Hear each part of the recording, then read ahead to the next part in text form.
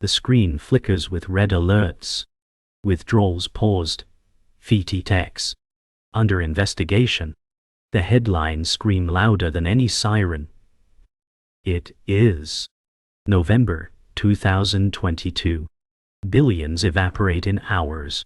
Thousands of users stare in disbelief at frozen balances.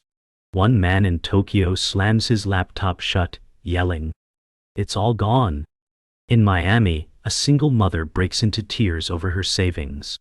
Across the globe, confusion swirls into rage. Sam Bankman-Fried, once the golden boy of crypto, is nowhere to be seen.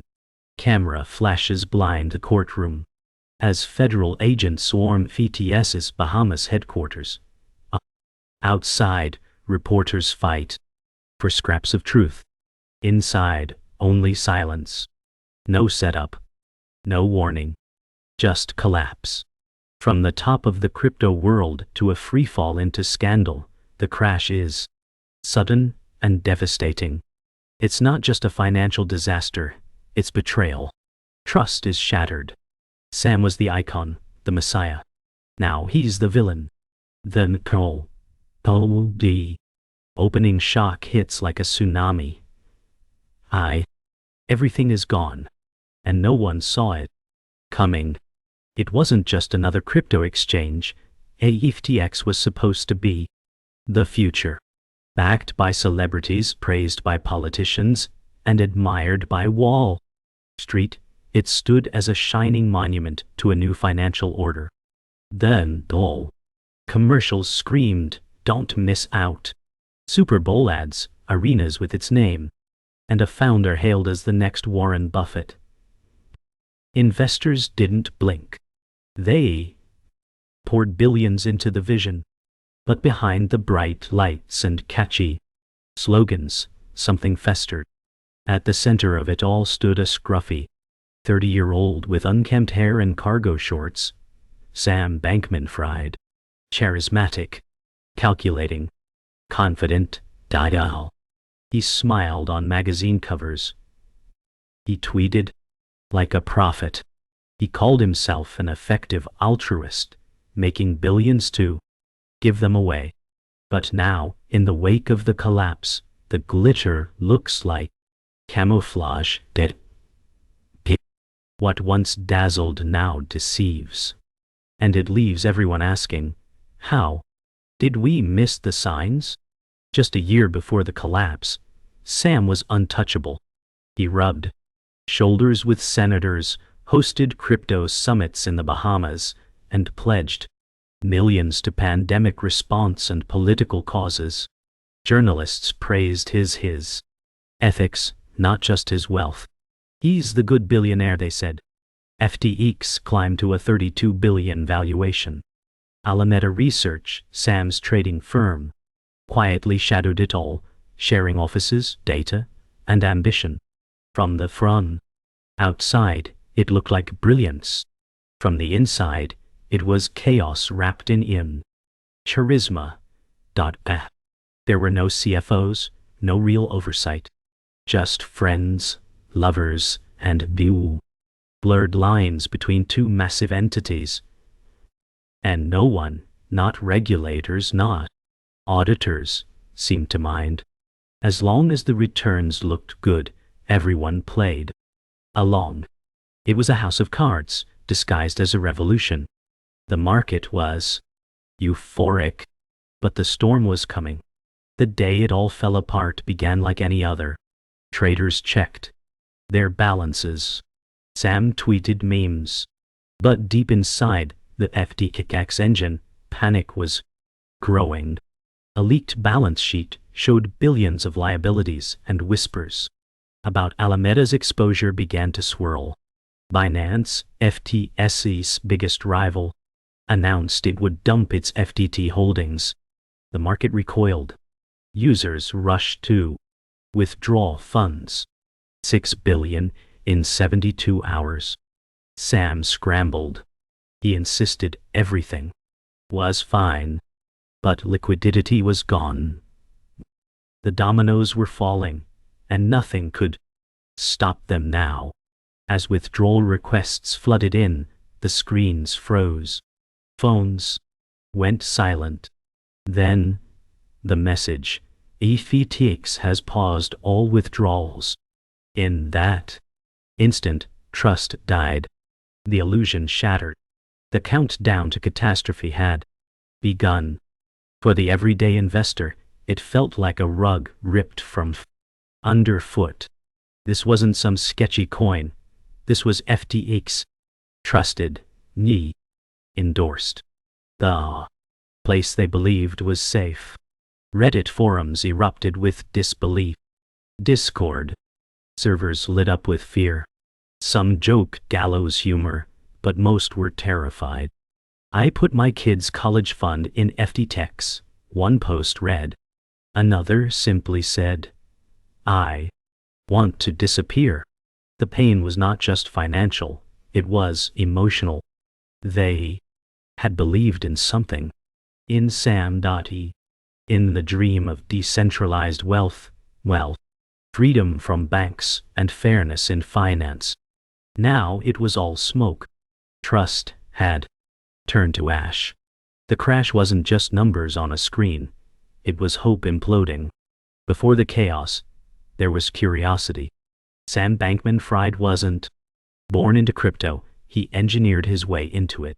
The son of two Stanford law professors, Sam grew up in a house where ideas mattered more than appearances. He devoured logic puzzles, aced math Olympiads, and graduated from MIT. But Sam wasn't chasing wealth, not at first. He was chasing impact.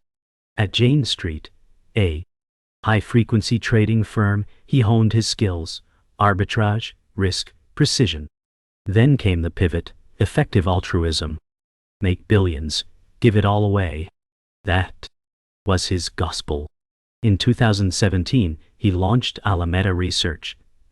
In 2019, FTX spikes.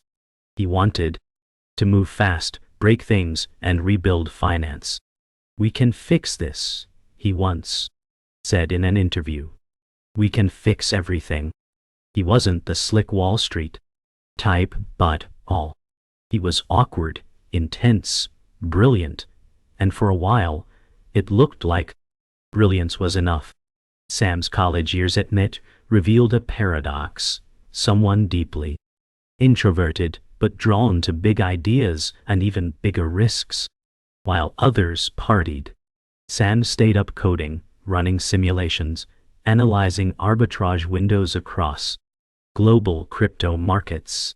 He wasn't flashy. He wore the same oversized t-shirt for days, slept on beanbags, and consumed vegan burritos by the dozen. But behind that disheveled exterior was a laser-focused strategist. Friends said he could hold entire trading systems in his head. What motivated him wasn't Lamborghinis or penthouses, it was maximizing good. If he could earn $1 billion and save 100,000 lives, wasn't that worth any moral gray? The logic was clean. The execution relentless. And it birthed an empire that would one day collapse under its own contradictions. Alameda Research wasn't a typical hedge fund. It was a startup on steroids. Sam ran it like a math lab, whiteboards filled with equations, mattresses in the office, and 20-hour workdays. Staff were young, loyal, and ideologically aligned. They weren't just chasing profit. They were chasing Sam's vision. And Sam? He was everywhere. Sleeping under desks, launching new products, wiring millions across borders. He saw inefficiencies as moral failures. Every dollar not optimized was a life not saved. But in the blur of the speed and scale, boundaries began to vanish.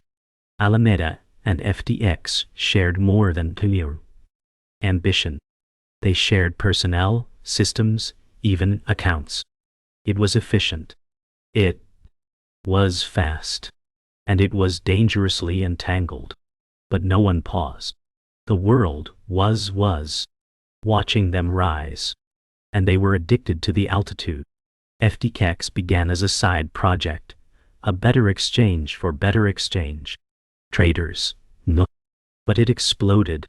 Built by traders for traders, it offered speed, access, and control the legacy platforms couldn't match. Its user interface was clean, its fees were low. And behind it all was Sam, the anti-CEO, tweeting through crises and courting influencers with awkward charm. He answered DMs, did podcast marathons, and posted memes between billion-dollar deals. He wasn't just building a company, he was building a cult. Athletes, actors, institutions, they all joined in. FTX bought naming rights to the Miami Heat arena. Sam testified before Congress. He called for crypto regulation. Irony. In hindsight, the scruffy kid had become a kingmaker. But power has gravity, and the orbit was tightening. Beneath the surface, cracks were forming. But from the outside, Sam seemed unstoppable. He pledged $1 billion to pandemic relief. He appeared beside world leaders at Davos. He's a new kind of capitalist, a journalist wrote. His face appeared on the cover of Fortune, the next Warren Buffett. And maybe he believed it. Maybe that was the problem. Sam blurred lines between giving and taking, between brilliance and hubris.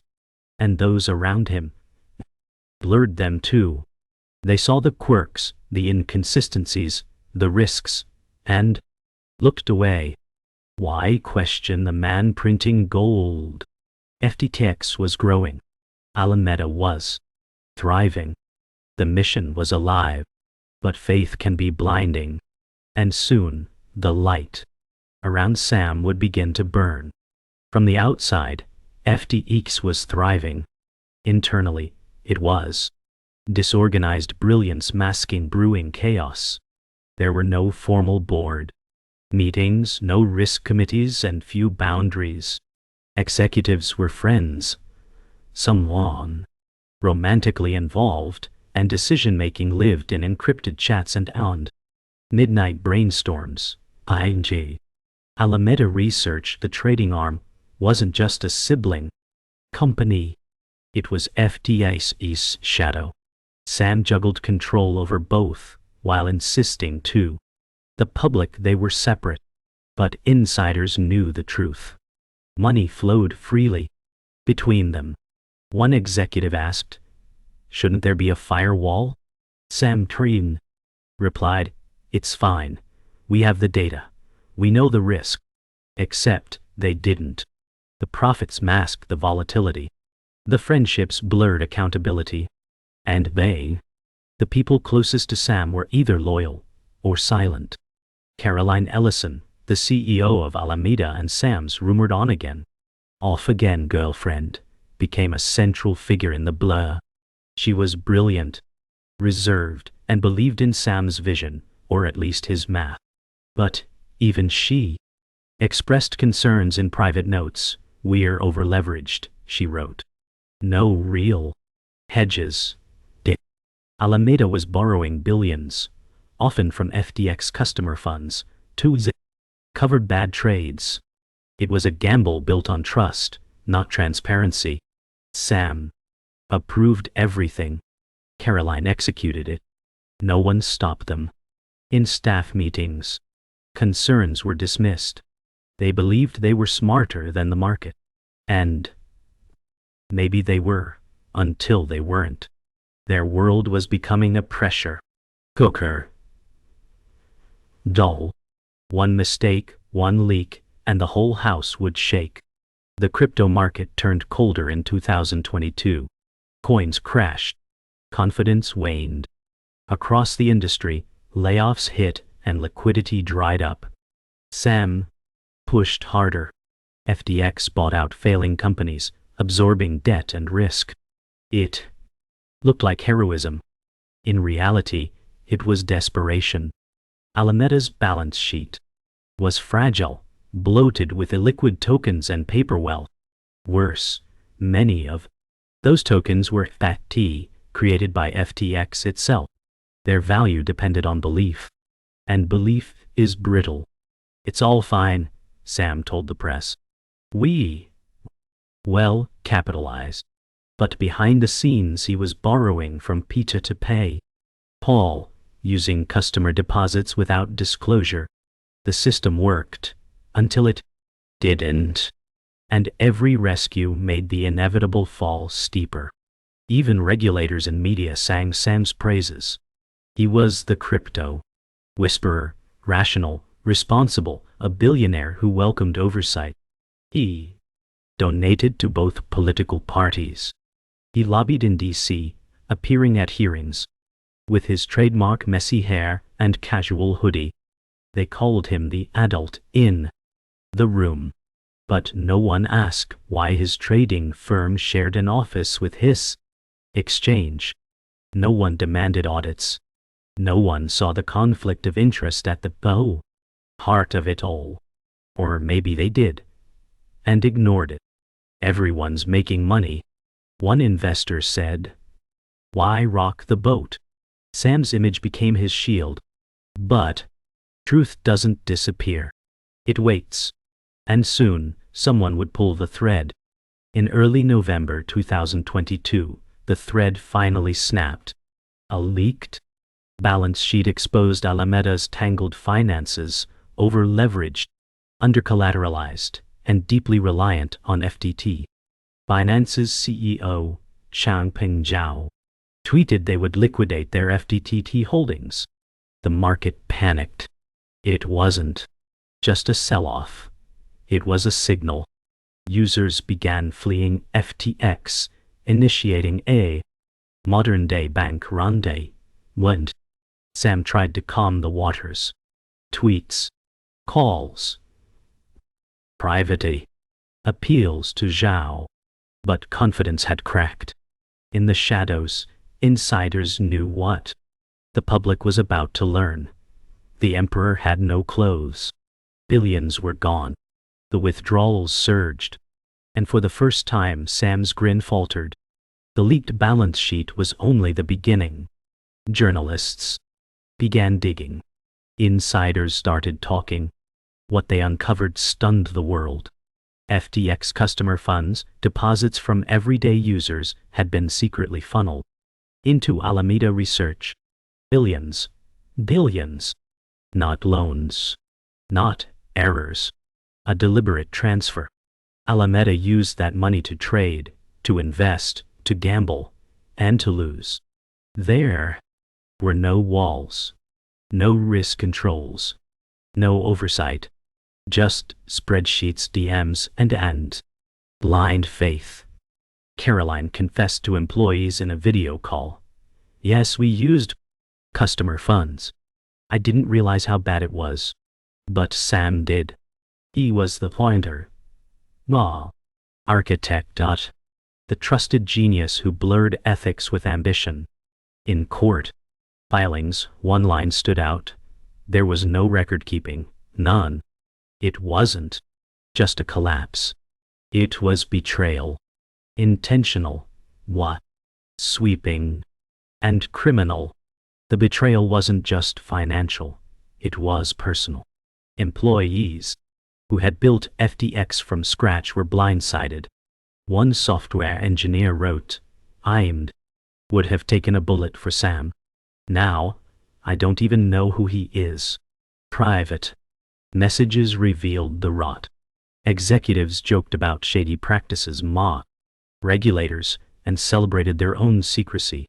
In one damning exchange, Sam wrote, "Sometimes doing unethical stuff is fine if it helps people." It wasn't the voice of a savior. It was the voice of a gambler justifying the con. Friends turned furious. Investors turned hostile. And for the first time, the inner circle cracked. People lawyered up. Trust, once absolute, shattered in an instant. This wasn't a misstep. It was a long con. As the truth unraveled, The media storm reached a frenzy. Leaked spreadsheets, internal documents, whistleblowers. Every headline cut deeper. FTX used customer funds to cover losses. Alameda CEO admits to a misappropriation. Photos of Sam smiling at luxury events played beside footage of victims in tears. Politicians scrambled to disavow him. Celebrities who endorsed FTX deleted tweets in silence. But it was too late. Regulators descended like hawks. The Securities and Exchange Commission, the Department of Justice, the Bahamian authorities, each opened investigations.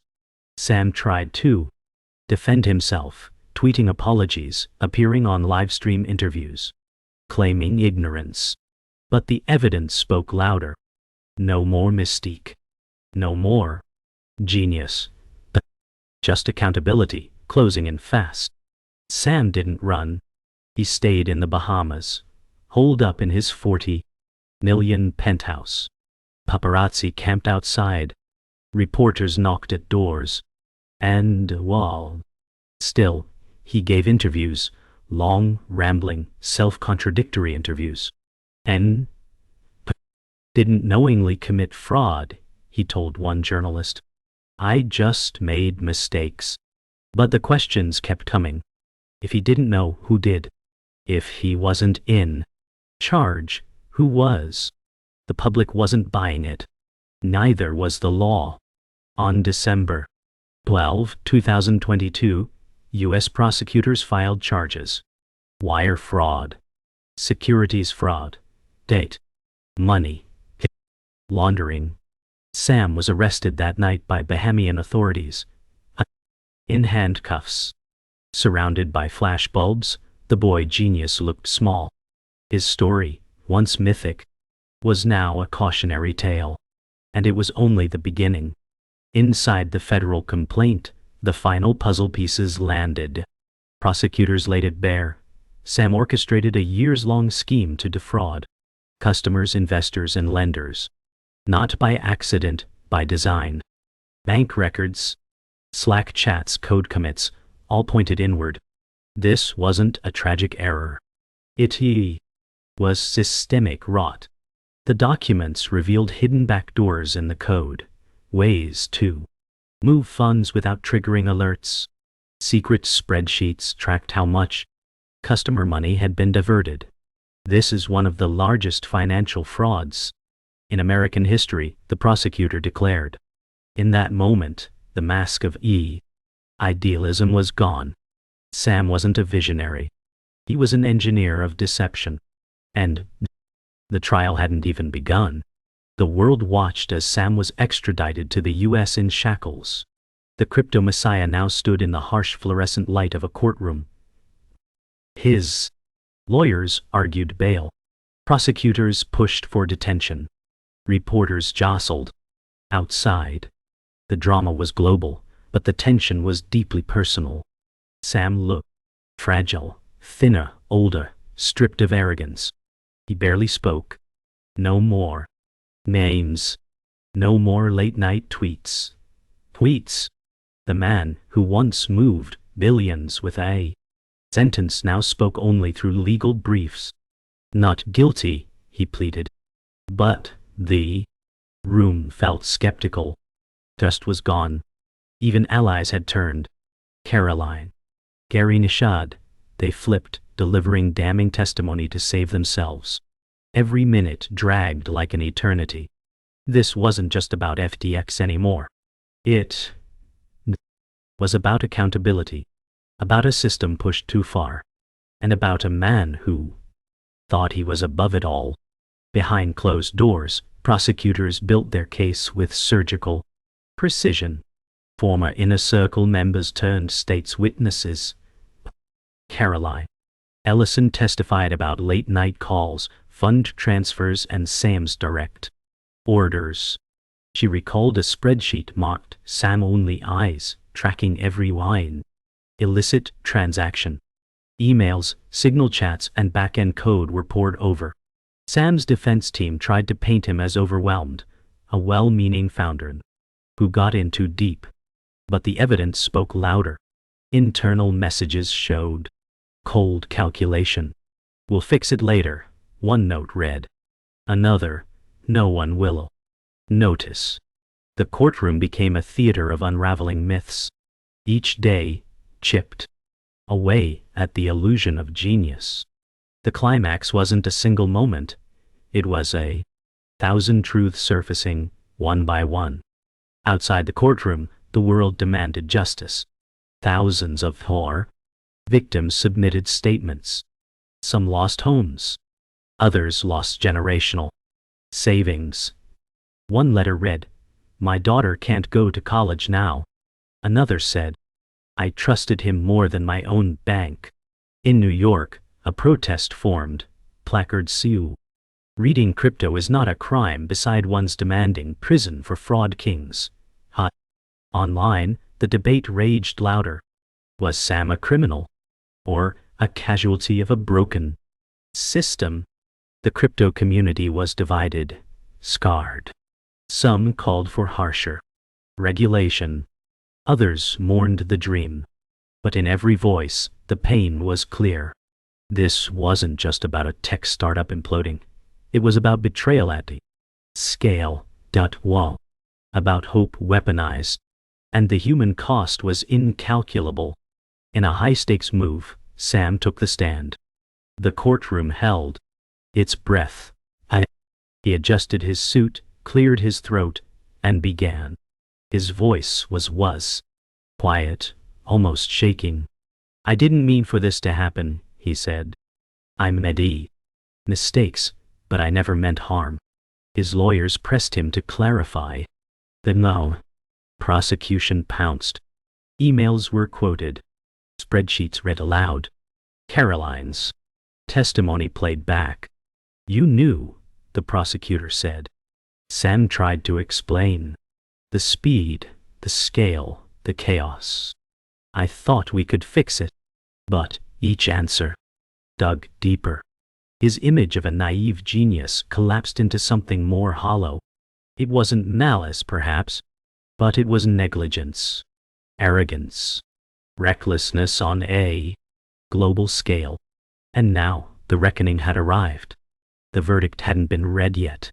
But, in many ways, the judgment had already landed. Sam sat alone in a holding cell, hands clasped, eyes fixed on the floor. The same hands that once typed billion-dollar trades now trembled. The air was thick with silence. Across the country, victims refreshed news feeds. Prosecutors finalized closing statements. Reporters prepared headlines.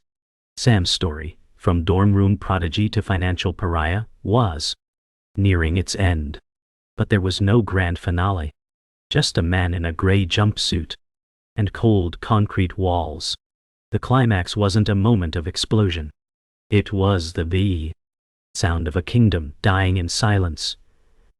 No flash, no glory, just the weight of why. Consequence pressing down. The sentencing phase began. Victims flew in from across the bakery world to speak. One by one, they stepped forward. A retired teacher who lost her pension. A single father whose crypto savings vanished overnight.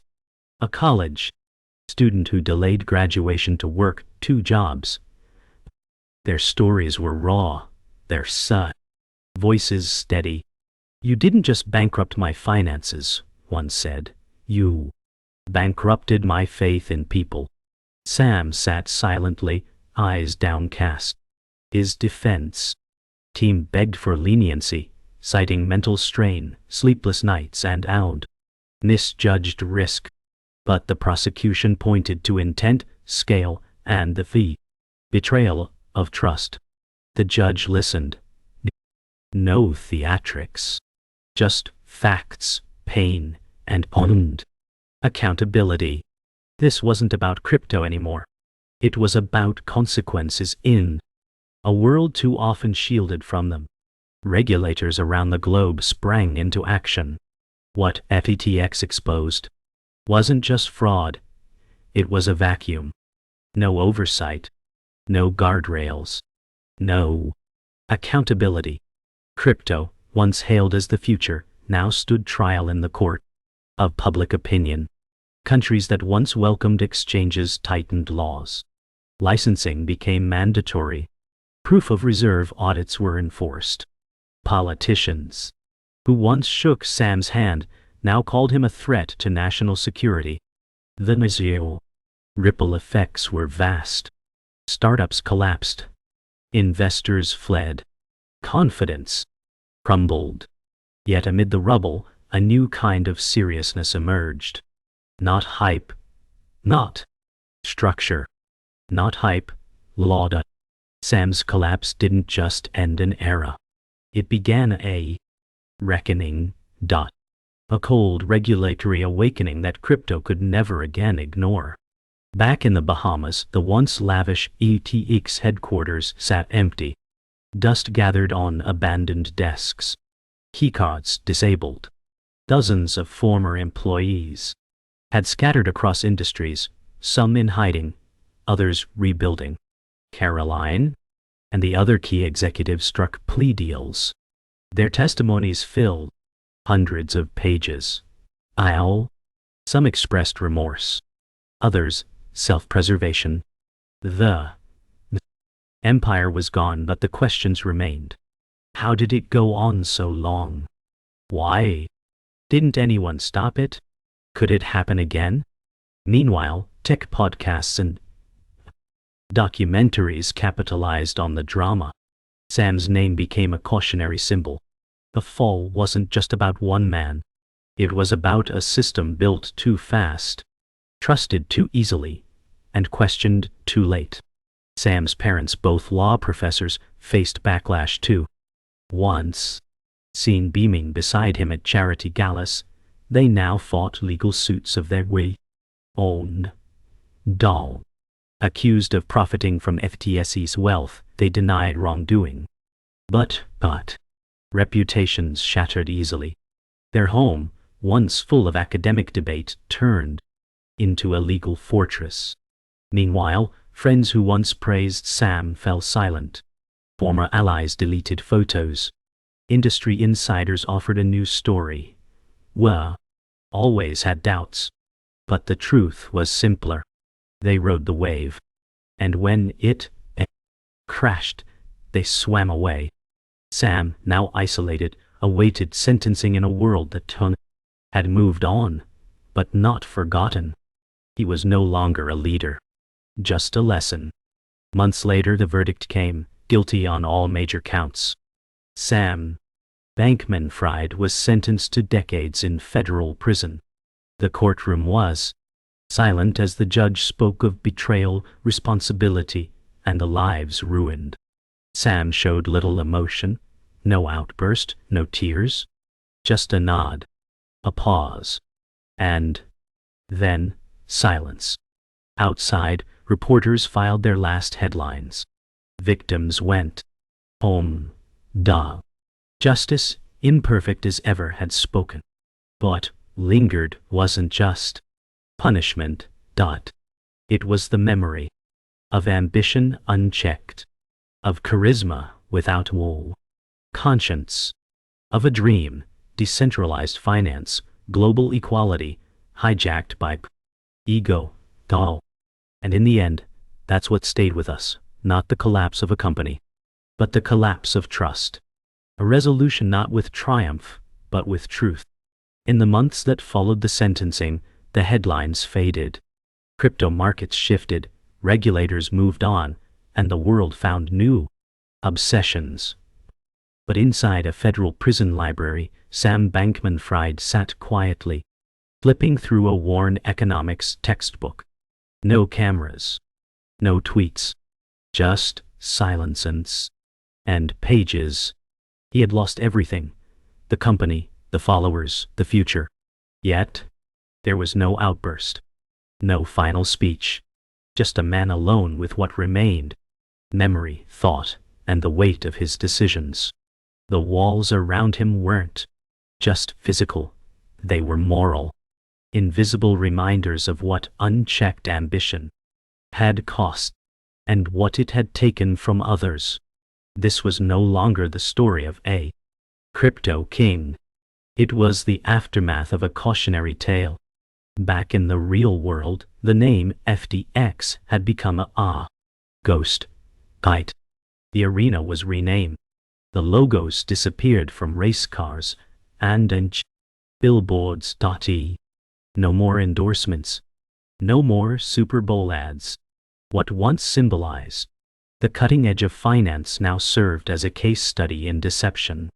Business schools dissected it. Ethics professors taught it. Crypto founders whispered it. Like a curse. The brand was radioactive, but the lessons were lasting.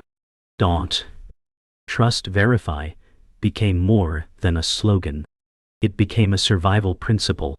And while the industry tried to rebuild, the scar remained.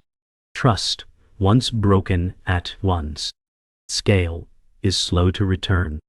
And for many, it never will. Sam's old tweets still floated through the digital ether. Screenshots shared on Reddit. Parodied on TikTok. Archived by critics and historians alike. "I'm just winging it," one read. "It's fine," said another. What once felt quirky now read like a confession. The myth of the genius founder, the outsider who would save us all, cracked.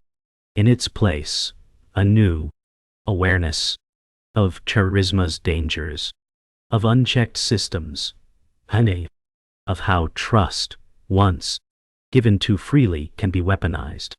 Sam became more than a man. He became a mirror, reflecting everything we want to believe about technology and everything we choose to ignore. In that mirror, we saw ourselves. And we didn't always like what we found. Some victims recovered, others didn't. The ripple effects of FTX continued for years. But through the chaos, one thing became clear. Accountability mattered. In an era of limitless innovation and unregulated power, the FTX collapse reminded us of the price of blind faith, of complexity without transparency, of idealism without structure. Sam's downfall wasn't just a financial story. It was a cultural one. A moment where hype drowned out caution, where image replaced integrity. And when it all crumbled, we remembered some walls fall slowly, others all at once. And when they do, they leave more than rubble. They leave questions. Questions we must keep asking. In the end, there was no final tweet. No redemption arc. Just silence. A man alone in a concrete cell. A company that no longer existed. And a dream. Beautiful, flawed, and ultimately broken. The camera pulls back. Through the prison walls. Past the city skyline. Across oceans touched by Sam's decisions.